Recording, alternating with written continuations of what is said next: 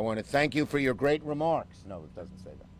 I want to thank Chair Durbin and all of the Senate Democrats on the Judiciary Committee. They've done amazing work. Dick will get into the details. But this is an incredible milestone. This is a great day for America because we have expanded the judiciary. We have 200 lifetime appointments, and those are people who are going to really bring more justice and more diversity and more credibility to the bench. So it's a happy day for America, a very happy day for America. 200 judges confirmed to lifetime appointments under President Biden and this Democratic majority. 200 judges who are restoring balance and excellence to our courts. 200 judges increasing the diversity and dynamism of our judiciary. And 200 judges who are committed to applying the law fairly, impartially, and equally. You know, in the past, most of the people who got on the bench, or all too many, were white, male partners of big fancy law firms. That's changed. Of these 200 judges, we are so proud. 2/3 are women, 127. 2/3 are people of color, 125. Both had been traditionally underrepresented on the bench. We're catching up. We got a ways to go. But the bench for too long didn't look like America. It only looked like a portion of America.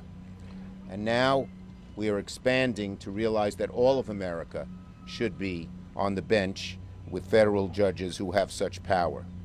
We're making our courts look more like America, something we can all be proud of. Over twice as many women and 3 times as many people of color confirmed under the last administration. More black judges, more Latino judges, more Asian American judges, the first Muslim American man and woman on the bench, the first Navajo federal judge, and of course the first black woman to sit on the United States Supreme Court, Ketanji Brown Jackson. And there's not just demographic diversity, there's professional diversity. As I said, not just partners in big law firms and prosecutors. We have public defenders, we have legal aid lawyers, we have consumer lawyers, immigration lawyers.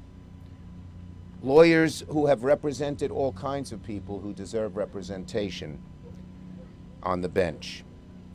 We've confirmed more judges who are committed to preserving voting rights and upholding the rights of workers and families and immigrants. We have labor lawyers on the bench too. In other words, we've confirmed more judges who embody the very ideal of America. A place where rule of law is protected, where the rights of all are honored, and where everyone gets a fair shake. And I want to take this opportunity just to talk a little about New York, where I'm very proud Senator Gillibrand and I have worked so hard together. We have confirmed since President Biden took office, the Senate has confirmed 17 well-qualified judges to serve on the federal bench. Eunice Lee, the second African-American woman ever to serve on the Second Circuit. Nusrat Chowdhury, the first Muslim woman and the first Bangladeshi on the federal bench ever. Ali Nathan, only the second openly LGBT woman to be confirmed on any circuit court and just the 4th gay out of the circuit court judge circuit ever. Of our 17 judges in New York, 12 are of our 17 judges in New York, 12 are women, 11 are judges of color and come from professions previously unrepresented. Dale Ho, one of the brilliant voting rights lawyers in America from the ACLU's Voting Rights Project. Myrna Perez, daughter of Mexican immigrants from the Brennan Center of Justice, the second Hispanic woman to serve on the Second Circuit, the first being Judge Sotomayor.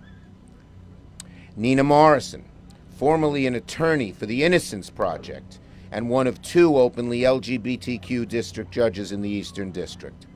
Finally, the people behind me, led by Chair Durbin, deserve tremendous credit.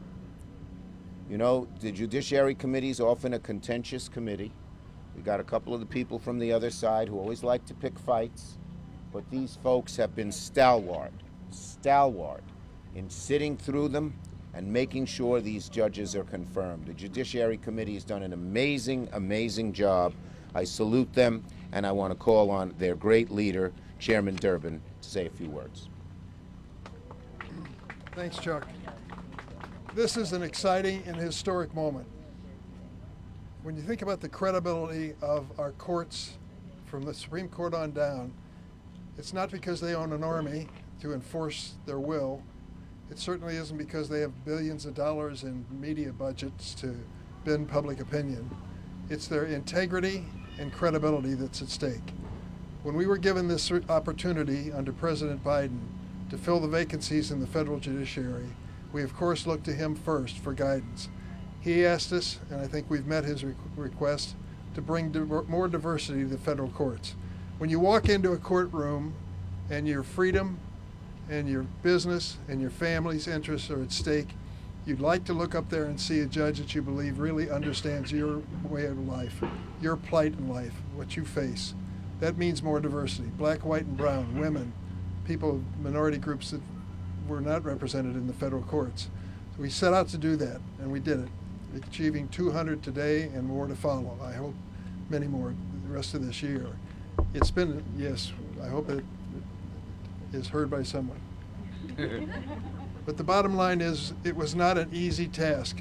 In the first 2 years of the Biden administration, we were an evenly divided Senate, an evenly divided committee, and one of our members, our dear friend Dianne Feinstein, was sick many days and couldn't make it to the committee.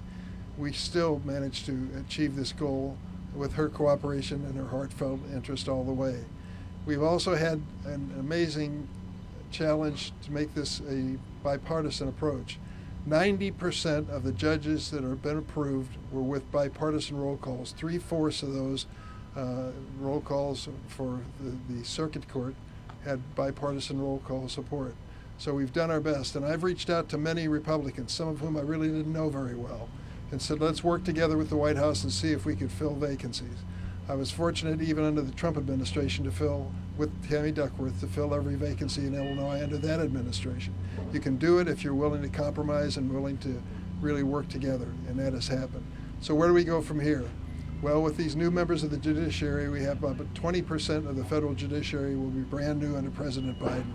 We're going to continue his challenge to come up with diversity, to come up with the kind of leaders that will make a difference for the future of America and the credibility of the bench. I could go through my nominees as Chuck had. I have great pride as Senator Duckworth has. We have tried to find our very best using a professional panel. But I'd like to call at this point Fatima Gross Graves, President and CEO of the National Women's Law Center. Fatima.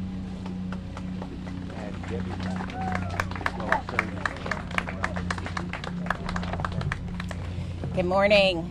I'm Fatima Gross Graves, President and CEO at the National Women's Law Center, and I'm really thrilled to join here today to mark this important confirmation of the 200th judge committed to equal justice under the law.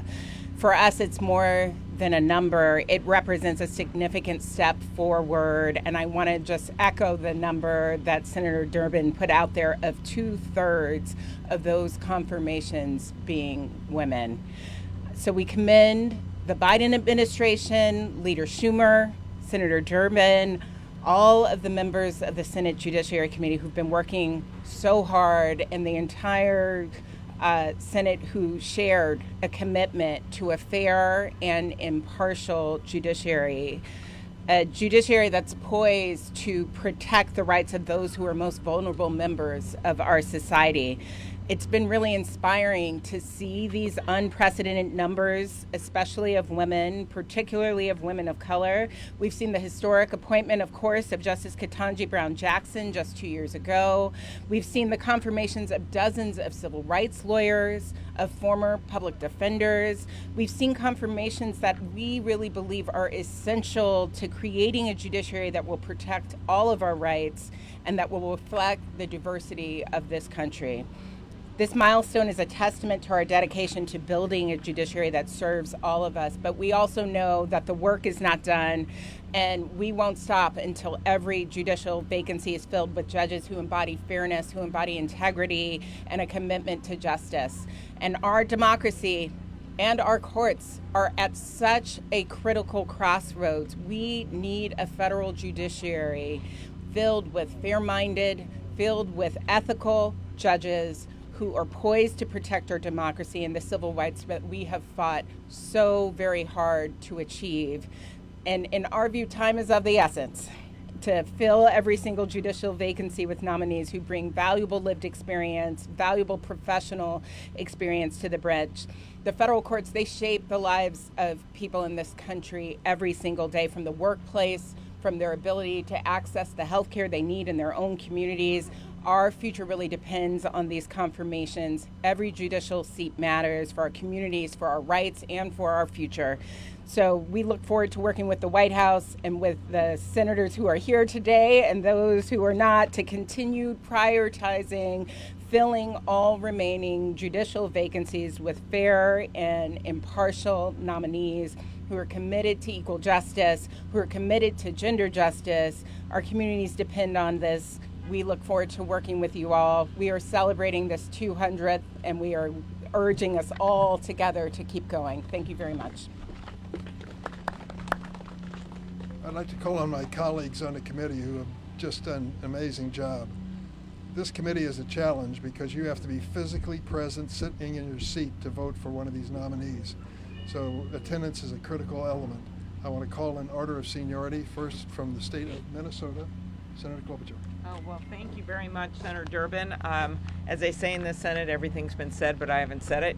I am just so pleased that we have gotten these excellent judges on the bench. And I think the numbers that Senator Durbin provided you on how the vast number of them were in fact bipartisan. I think you hear a lot about the partisan fighting in Washington for good reason, but despite having senators of vastly different ideological backgrounds on the committee, when we got to the floor, we were always able, for the most part, to pick up support, not in every time, but we made the case, and you only do that if you have qualified nominees. So I specifically want to thank President Biden for putting forward such qualified nominees that, yes, have made this the most diverse slate of judges in the history of America, who brought us Ketanji Brown Jackson, an incredible leader of the judiciary, but who also picked up bipartisan support for these judges. And it's been an honor to be on the committee.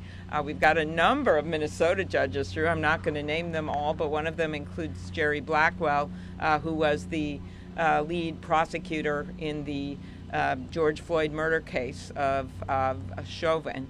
And he is now serving on the federal bench along with several other very qualified nominees. And I want to thank you, Senator Durbin. Thanks, Amy. Mazie Hirono. Thank you, Mr. Chairman. Today we had another, what I would call a kabuki kind of hearing. We had 5 nominees, all women, and again, reflecting the diversity of our country. And if you put yourself in the shoes of the parties who come before these judges, to see the judge sitting there reflecting really the diversity of our country is really important to the litigants and to the parties. So I do want to mention that we have another first in Hawaii. We have the first Native Hawaiian female judge ever serving in the federal judiciary. So that's what we do, and I thank the chairman for his leadership. Peter Welch is new to the committee and has been a terrific asset. Peter? Well, I really want to thank Chairman Durbin for acknowledging the hard work of showing up and sitting in your chair. It's like called a job, right? We were all happy to do it. Whatever had to be done, we wanted to hit that 200 and keep going, so thank you.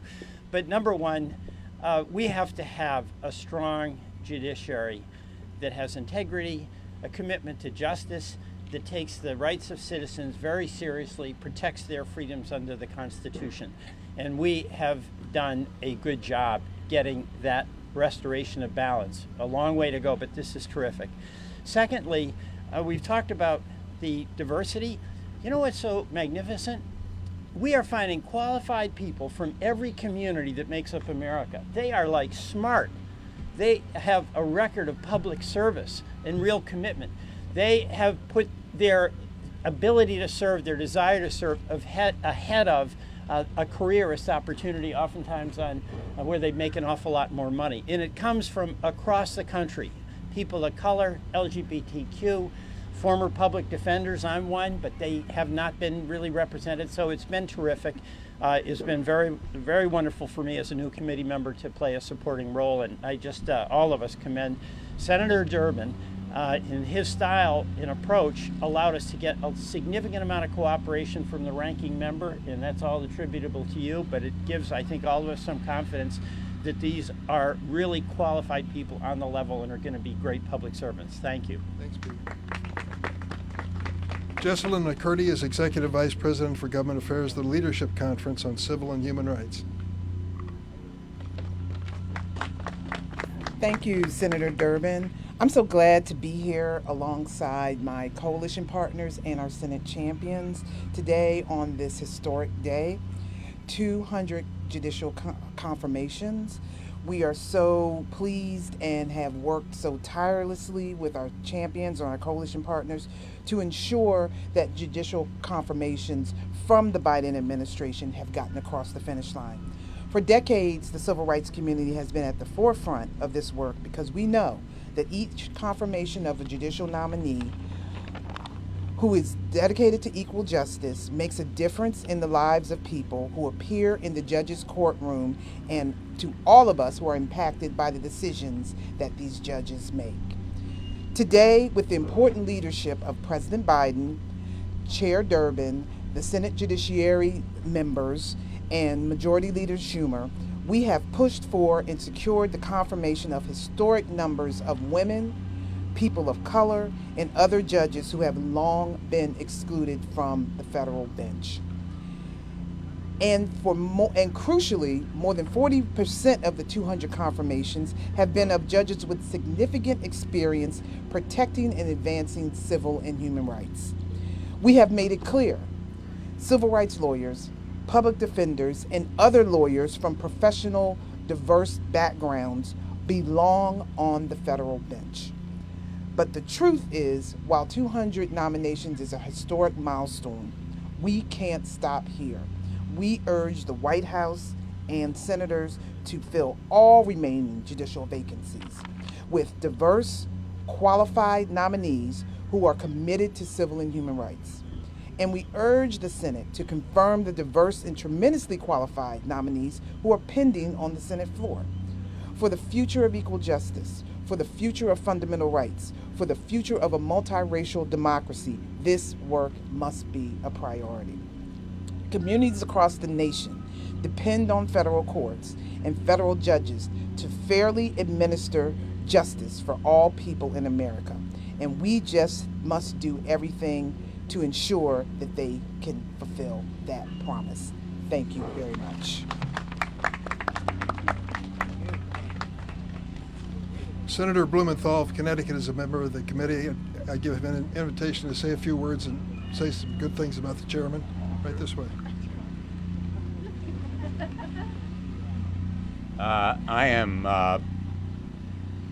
really honored and privileged to serve with Senator Durbin and my other colleagues on the Judiciary Committee. You know, I spent most of my life in the courtroom as a litigator, as a federal prosecutor, United States Attorney in Connecticut, and then as Attorney General of the state of Connecticut for 20 years.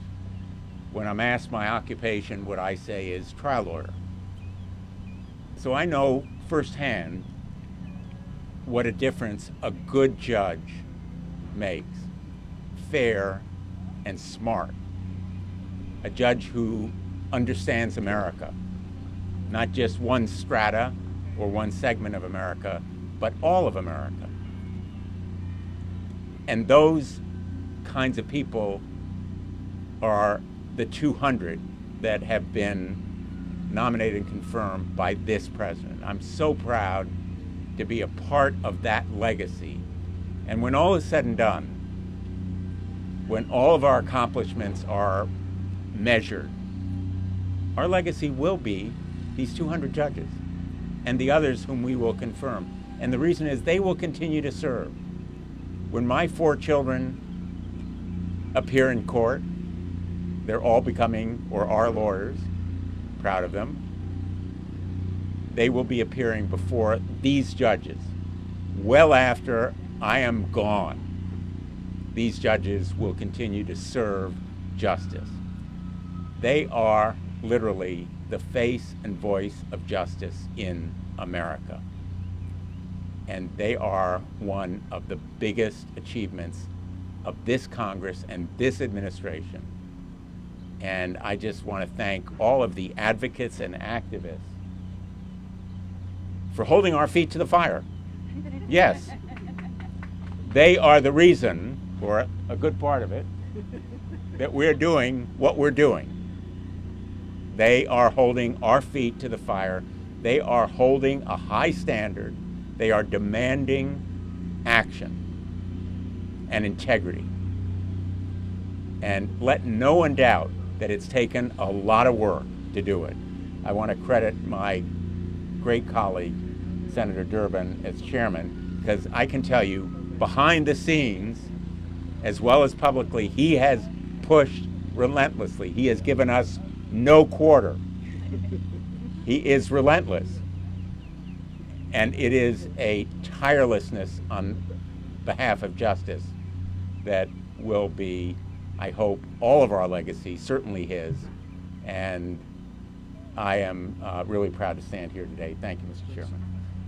Thank you. Wrapping up the program is Marge Baker. She's Executive Vice President of People for the American Way. Marge?